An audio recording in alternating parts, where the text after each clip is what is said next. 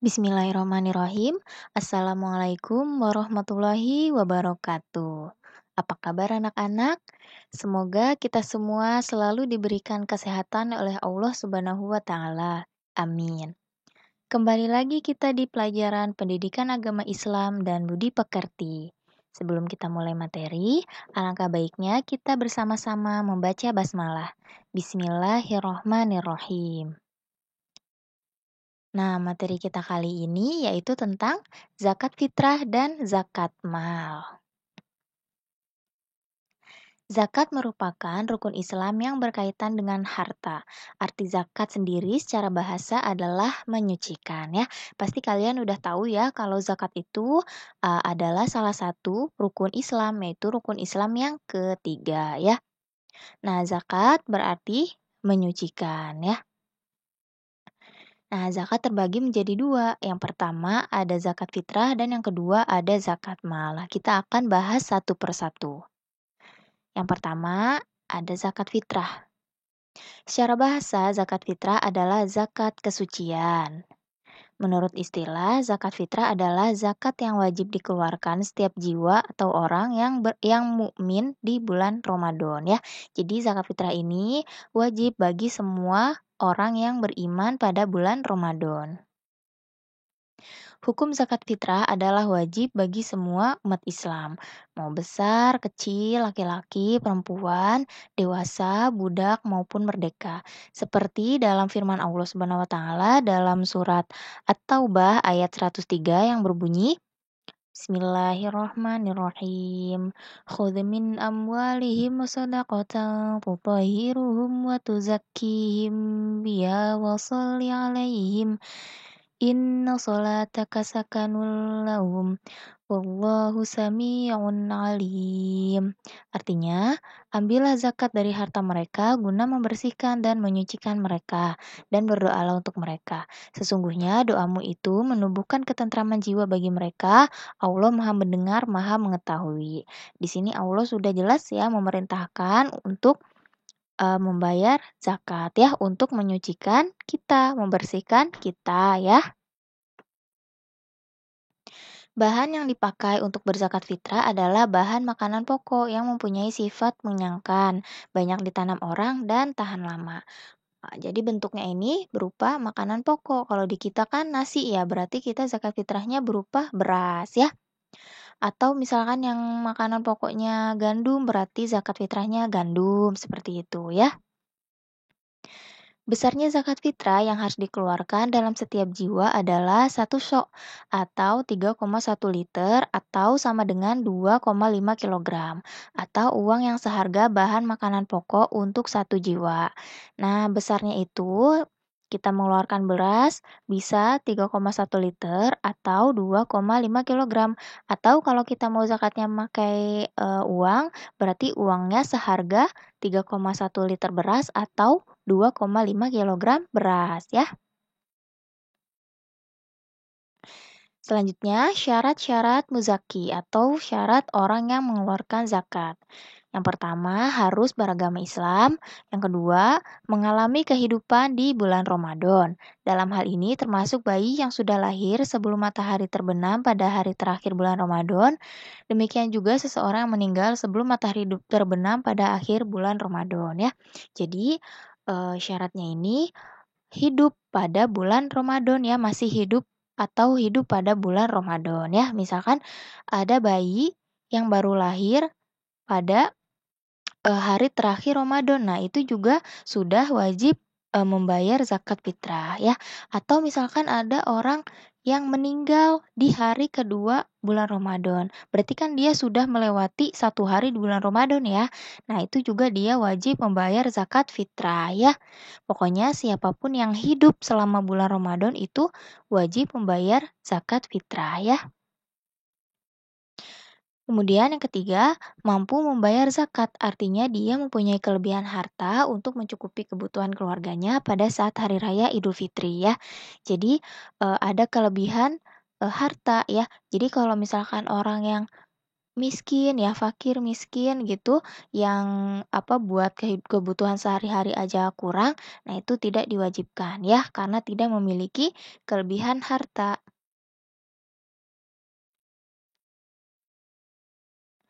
Selanjutnya, rukun zakat fitrah ya, yang harus ada pada saat pelaksanaan zakat fitrah. Yang pertama, harus ada niat.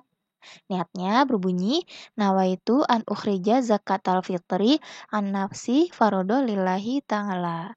Artinya saya berniat mengeluarkan zakat fitrah untuk diriku sendiri karena Allah Ta'ala ya. Kemudian yang harus ada lagi yaitu adanya muzaki atau orang yang berzakat ya. Kemudian adanya mustahik atau orang yang menerima zakat. Kemudian harus ada harta yang dipergunakan untuk zakat fitrah, harus ada barangnya. Kalau kita kan beras ya, berarti harus ada berasnya ya. Selanjutnya, waktu untuk membayar zakat fitrah ya. Di sini waktu untuk membayar zakat fitrah ini terbagi menjadi tiga. Yang pertama ada waktu takjil. Nah, waktu takjil ini hukumnya diperbolehkan, yakni dilakukan sejak awal bulan Ramadan tiba hingga hari terakhir bulan Ramadan sebelum maghrib. Jadi dari awal tanggal 1 Ramadan sampai hari terakhir bulan Ramadan sebelum maghrib itu dinamakan dengan waktu takjil. Nah, kalian boleh membayar zakat fitrah selama waktu tersebut. Yang kedua ada waktu wajib. Nah, hukum wajib ini diperuntukkan bagi umat Islam yang membayar zakat fitrah semenjak matahari terbenam sampai sebelum sholat subuh di akhir bulan Ramadan. Nah, waktu wajib ini yaitu hari terakhir Ramadan, tapi setelah maghrib ya, sampai sebelum sholat subuh. Keesokan harinya ya, itu dinamakan waktu wajib. Kemudian yang ketiga ada waktu lebih utama atau waktu afdol ya. Waktu lebih utama untuk membayar zakat fitrah bagi umat Islam adalah sejak selesai sholat subuh sampai sebelum pelaksanaan sholat Idul Fitri. Sholat Idul Fitri yang menjadi patokan adalah sholat Idul Fitri di tempat kita tinggal ya. Jadi waktunya, waktu yang afdol itu dibayarkannya setelah selesai sholat subuh sampai sebelum sholat Idul Fitri ya. Nah, kalau kalian, mau membayar zakat, mau kapan pun membayar zakat dari awal bulan Ramadan ya, sampai sebelum pelaksanaan sholat Idul Fitri itu boleh-boleh saja ya. Yang tidak boleh itu membayar zakat setelah sholat Idul Fitri ya, baru itu bayar zakatnya tidak sah karena sudah lewat, sholat Idul Fitri ya. Selanjutnya yang kedua kita bahas zakat mal. Zakat mal adalah zakat atas harta yang dimiliki oleh seseorang. Zakat mal dikeluarkan untuk membersihkan harta yang dimiliki dengan cara memberikannya kepada orang-orang yang berhak menerimanya dengan kadar dan syarat-syarat yang telah ditentukan oleh agama. Jadi zakat mal ini bertujuan untuk menyucikan atau membersihkan harta kita ya. Hukum mengeluarkan zakat mal adalah wajib bagi orang yang sudah memenuhi syarat-syaratnya ya. Jadi kalau yang belum memenuhi syaratnya maka tidak wajib ya. Nah, di sini disebutkan syarat-syarat muzaki atau yang orang yang berzakat mal. Yang pertama harus beragama Islam, kemudian yang kedua harus merdeka, bukan budak ya. Yang ketiga, hartanya milik sempurna, tidak merupakan pinjaman dari pihak lain. Jadi hartanya itu milik kita sendiri, bukan harta hasil pinjaman dari orang lain. Kemudian harta mencapai satu nisab. Nisab adalah batas minimal jumlah harta sehingga wajib dikeluarkan zakatnya ya. Jadi harus mencapai satu nisab dulu batasnya gitu ya. Jadi kalau misalnya kita punya harta tapi tidak mencapai nisab, maka kita tidak diwajibkan untuk membayar zakat mal. Selanjutnya sudah 1 tahun dimiliki ya. Jadi hartanya ini sudah 1 tahun kita miliki. Tapi ada beberapa jenis harta tertentu yang tidak disyaratkan dimiliki dulu selama 1 tahun. Nanti kita akan bahas ya. Selanjutnya, harta yang wajib dizakatkan. Nah, ada apa aja nih? Nah, yang pertama ada emas dan perak, kemudian ada harta perniagaan, kemudian ada peternakan, ada pertanian, dan ada harta temuan atau rikas. Kita akan bahas satu persatu.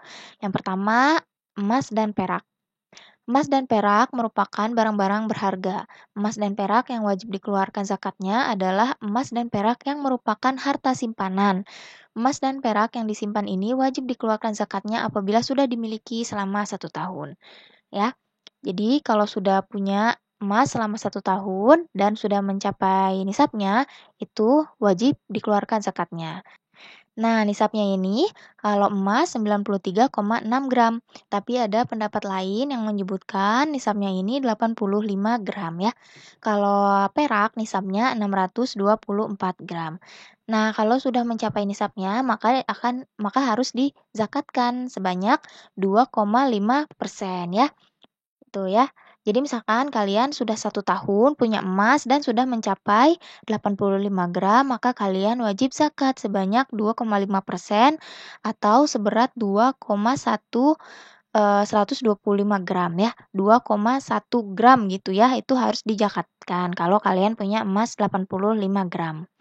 Nah, kalau misalkan selama setahun kalian misalkan punya emasnya 90 gram, berarti yang dikeluarkannya tinggal 90 dikali 2,5% ya, yaitu 2,25 gram. Nah, itu yang harus dizakatkan ya. Kalau misalkan zakatnya kalian punya emas nih sebanyak 85, gram ya dikali 2,5% kan tadi 2,1 ya. Nah kalian zakatnya nih mau bentuknya uang bukan bentuknya emas, nah boleh tinggal diuangkan. Maka 2,125 gram emas ini dikalikan dengan harga emas. Misalkan harga emasnya 600.000 maka yang dizakatkan sebanyak 1.275.000 ya, seperti itu. Demikian halnya dengan harta simpanan yang tidak berwujud emas, misalnya berbentuk uang yang ditabung juga harus dikeluarkan zakatnya. Besar nisab dan zakatnya disamakan dengan nisab dan zakat emas. Nah, di sini bisa sama saja misalkan kalian punya uang yang ditabung. Nah, uang yang ditabung ini sudah mencapai nisab. Nisabnya sama seperti nisab emas, yaitu 85 gram. Nah, kalau misalkan diuangkan 85 gram ini kurang lebih dikali 600.000 yaitu 51 juta. Jadi kalau uang tabungan kalian selama 1 tahun itu sudah berjumlah 51 juta, itu sudah diwajibkan membayar zakat mal. Zakatnya sama sebesar 2,5% ya, atau 51 juta dikali 2,5% berarti zakatnya 1.275.000 ya, seperti itu. Selanjutnya ada harta perniagaan. Harta perniagaan adalah harta yang diperdagangkan. Untuk harta jenis ini disyaratkan sudah setahun dan sudah mencapai 1 nisab. Nisab dihitung dari harta milik sempurna dan tidak termasuk pinjaman kepada pihak lain. Jadi harta perniagaan ini eh apa usaha gitu ya, jual beli apa yang kita usahakan. Nah, kalau misalnya sudah mencapai nisab dan sudah setahun itu kita wajib zakat. Nisabnya sama dengan nisab emas, yaitu 85 gram ya, dan zakatnya juga sama, yaitu 2,5%. Selanjutnya ada zakat peternakan. Binatang ternak atau piaraan yang harus dikeluarkan zakatnya adalah kambing atau domba, kemudian sapi atau kerbau, dan unta. Untuk peternakan selain yang disebutkan dalam tabel, nanti tabelnya ada ya, seperti unggas dan budidaya perikanan, perhitungan zakatnya disamakan dengan harta perniagaan. Nisabnya senilai dengan harta emas dan kadar zakatnya sama dengan emas. Jadi selain tadi ya, selain kambing, domba, kemudian selain sapi, kerbau, dan selain unta, misalkan kalian ternaknya ayam ya atau ternak ikan gitu, nah itu nisabnya ini disamakan dengan harta perniagaan ya. Nisabnya sama dengan emas tadi 85 gram ya, jumlahnya, misalkan diuangkannya segitu gitu ya peternakannya. Nah terus dizakatinnya 2,5% ya. Nah, di sini ada tabel zakat peternakan ya. Yang pertama, misalkan jenisnya kambing atau domba, kalau kalian sudah punya 40 sampai 120 ekor, maka zakatnya satu ekor kambing atau domba yang berumur 2 tahun. Kemudian, kalau kalian punya 121 sampai 200 ekor, maka zakatnya 2 ekor kambing atau domba yang berumur 2 tahun. Nah di sini keterangannya ada, setiap bertambah 100 ekor, kadar zakatnya ditambah 1 ekor ya. Nah, jadi setiap kelipatan 100 itu ditambah 1 ekor. Kemudian jenis binatang yang kedua ada sapi atau kerbau ya. Nah, kalau kalian punya 30 ekor sampai 39 ekor, maka zakatnya 1 ekor sapi atau kerbau umur 1 tahun ya. Kemudian kalau kalian punya 40 sampai 59 ekor, zakat malnya yaitu satu ekor sapi atau kerbau umur 2 tahun ya. Nah, dan seterusnya kalian bisa dibaca di tabelnya. Nah, keterangannya setiap bertambah 30 ekor, kadar zakatnya ditambah satu ekor ya. Kemudian yang ketiga, jenis binatang ternaknya unta. Nah, di sini keterangannya disebutkan karena unta tidak dibudidayakan di Indonesia, maka tidak disebutkan nisab dan zakatnya ya, karena di Indonesia ini tidak ada yang ternak unta, maka tidak disebutkan nisab dan zakatnya ya. Nah, selanjutnya ada zakat pertanian. Yang dimaksud dengan hasil pertanian dalam pembahasan fikih klasik adalah khusus yang memproduksi makanan pokok seperti beras, jagung, gandum, sagu, dan lain-lain. Zakat untuk jenis harta ini diberikan setiap panen, jadi tidak harus menunggu 1 tahun. Nah, untuk zakat pertanian yang dizakatkan ini yaitu yang termasuk makanan pokok ya, beras atau gandum, jagung gitu ya. Nah, itu baru dizakatkan ya. Dan zakatnya ini tidak harus menunggu 1 tahun, tapi zakatnya ini setiap panen ya. Nah, di sini juga ada nisabnya. Nah, kalau misalkan kalian panennya mencapai 750 kilogram ya atau 5 wasak, maka sudah diwajibkan zakat mal. Tapi kalau misalkan satu kali panen tidak sampai 750 kilogram, maka tidak diwajibkan zakat mal ya. Jadi harus mencapai nisabnya. Nah, zakatnya ini sebesar 10% jika tidak ada tambahan biaya untuk pengairan. Jadi pengairannya ini alami ya, dari air hujan atau air sungai gitu ya. Nah, terus tapi kalau misalkan ada biaya tambahan untuk pengairan ya, itu zakatnya hanya 5% ya. Adapun hasil pertanian atau perkebunan yang bukan makanan pokok seperti tembakau, teh, karet, buah-buahan, mungkin sayur juga, terus dan yang lain-lain, perhitungannya disamakan dengan harta perniagaan. Nisabnya senilai dengan harga emas dan kadar zakatnya sama dengan emas ya. Jadi kalau misalkan selain makanan pokok, misalkan ada yang berkebun ya, sayuran ya, buah-buahan, nah setiap panen kalau mencapai nisabnya ini senilai harga emas ya tadi misalkan senilai 51 juta ya. Nah, itu harus sudah dikeluarkan zakat malnya ya. Selanjutnya, zakat temuan atau rikas. Harta rikas adalah harta terpendam yang ditemukan. Harta itu sudah tidak bertuan lagi. Kalau seseorang menemukannya, harta itu menjadi haknya ya. Kalau kita menemukan harta gitu ya, menemukan sesuatu barang berharga gitu ya, itu kan namanya harta temuan. Maka kita harus mengeluarkan zakatnya. Harta rikas harus dikeluarkan zakatnya yaitu sebesar 20% ya. Mau berapapun yang ditemukan itu yang harus dizakatkan sebesar 20%. Nah, selanjutnya ada zakat profesi. Zakat profesi dibahas tersendiri karena wacana mengenai zakat jenis ini masih tergolong baru ya.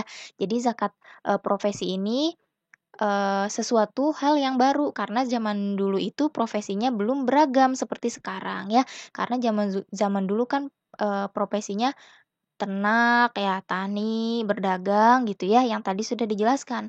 Tapi kan kalau zaman sekarang ini profesinya, sudah banyak ya, seperti dokter, ada guru, kemudian ada polisi, kemudian ada artis, artis juga termasuk ya profesi. Kemudian ada pengacara dan lain sebagainya. Kan karena profesi ini banyak, maka dibahaslah zakat profesi. Para ulama kholaf atau ulama ulama sekarang berijtihad bahwa pendapatan dari profesi juga harus dikeluarkan zakatnya dengan ketentuan nisabnya sama dengan emas dan kadar zakatnya 2,5%. Jadi kita kalkulasikan nih pendapatan kita selama 1 tahun ya, misalkan tadi, kan nisabnya sama dengan nisab emas ya, 51 juta. Nah, kalau misalkan gaji kita selama 1 tahun mencapai 51 juta, maka kita wajib zakat mal ya. Dizakatinnya sebanyak 2,5% ya. Jadi dikalkulasikan selama 1 tahun dari gaji kita gitu ya. Teknis pemberiannya bisa setiap tahun, setiap bulan, atau setiap saat mendapatkannya ya. Bisa kita mengeluarkannya setiap tahun atau setiap bulan, setiap kita gajian itu disisihkan 2,5% juga bisa gitu ya. Selanjutnya, orang yang berhak menerima zakat atau mustahik. Yang pertama, fakir. Nah, fakir ini yaitu orang yang memiliki harta sangat sedikit, tidak mempunyai pekerjaan, dan tidak dapat memenuhi kebutuhan sehari-hari ya. Jadi, fakir ini berhak menerima zakat ya, tidak punya kerjaan, tidak punya uang gitu ya, dan tidak bisa memenuhi kebutuhan sehari-hari. Kemudian yang berhak menerima zakat yang kedua yaitu orang miskin. Nah, kalau miskin ini keadaan orang yang mempunyai sedikit harta dan penghasilan serta tidak dapat memenuhi kebutuhan sehari-hari ya. Ternyata fakir dan miskin ini berbeda ya. Kalau fakir ini benar-benar dia tidak ada penghasilan, tidak punya kerjaan. Nah, kalau misalkan miskin itu dia punya penghasilan, punya pekerjaan, tetapi penghasilannya ini tidak dapat memenuhi kebutuhannya sehari-hari. Kemudian yang ketiga, amil. Nah, amil ini juga berhak mendapatkan zakat. Nah, amil siapa? Amil ini yaitu orang yang mempunyai tugas untuk mengurus zakat mulai dari pengumpulan sampai kepada pembagiannya. Atau misalkan sekarang sering disebutnya panitia zakat ya. Nah, panitia zakat ini juga berhak menerima zakat. Kemudian ada mu'alaf, orang yang hatinya masih lemah seperti baru saja masuk Islam ya. Jadi, orang-orang mu'alaf atau yang baru masuk Islam ini juga berhak menerima zakat. Kemudian, rikob, memerdekakan budak. Nah, zakat ini juga bisa digunakan sebagai rikob atau digunakan untuk memerdekakan budak ya. Walaupun kalau zaman sekarang kan sudah tidak ada budak ya, ya. Selanjutnya yaitu gorim, orang yang mempunyai banyak hutang ya. Jadi kalau ada orang yang utangnya banyak tetapi dia tidak bisa membayar, nah itu berhak mendapatkan zakat. Selanjutnya ada sabilillah, segala usaha yang bertujuan untuk menegakkan agama Allah seperti pengembangan pendidikan, kesehatan, dakwah, panti asuhan dan lain-lain ya. Jadi, misalkan ada sedang pembangunan di sektor pendidikan atau sedang di panti asuhan, nah itu, juga berhak menerima zakat ya. Selanjutnya ada Ibnu Sabil, orang yang kehabisan bekal dalam perjalanan dan perjalanan yang dilakukan itu bukan untuk maksiat, seperti menuntut ilmu, berdakwah, silaturahmi, dan lain-lain ya. Jadi kalau ada orang sedang merantaunya ini misalkan buat belajar, buat berdakwah gitu ya. Nah, terus dia kehabisan bekal ya, kehabisan uang gitu ya. Nah, itu dia berhak menerima zakat ya. Nah, selanjutnya hikmah dari zakat. Ungkapan rasa syukur atas nikmat yang diberikan Allah Subhanahu wa taala. Nah, zakat ini sebagai rasa bersyukur kita atas nikmat yang diberikan oleh Allah Subhanahu wa taala. Kemudian mengurangi kesenjangan sosial antara yang kaya dengan yang miskin ya. Karena yang kaya mengeluarkan zakat, yang miskin menerima zakat ya. Jadi mengurangi kesenjangan sosial. Menyucikan diri dari dosa dan memurnikan jiwa ya. Jadi diri kita ini disucikan ya dengan mengeluarkan zakat. Menumbuhkan sifat dermawan dan mengikis sifat kikir. Nah, kalau kita terbiasa berzakat gitu ya, maka lama-lama akan tertanam sifat dermawan di diri kita ya, tidak eh, pelit ya atau kikir ya. Alat pembersih harta dan penjagaan dari ketamakan orang jahat. Nah, tadi fungsinya zakat mal kan menyucikan harta kita ya, membersihkan harta kita. Kemudian menolong, membantu, dan membina kaum duafa, orang yang lemah secara ekonomi maupun mustahik lainnya ke arah kehidupan yang lebih sejahtera ya. Jadi tadi kan udah disebutkan ya para mustahik zakat. Nah, itu kita mengeluarkan zakat untuk mereka supaya bisa menolong, membantu dan membina mereka ya. Supaya kehidupannya ini lebih sejahtera. Selanjutnya, mewujudkan tatanan masyarakat yang sejahtera, rukun, dan damai ya. Nah, mungkin itu saja materi kita kali ini. Ibu mohon maaf apabila ada kata-kata Ibu yang salah. Terima kasih atas perhatiannya. Ibu akhiri, wassalamualaikum warahmatullahi wabarakatuh.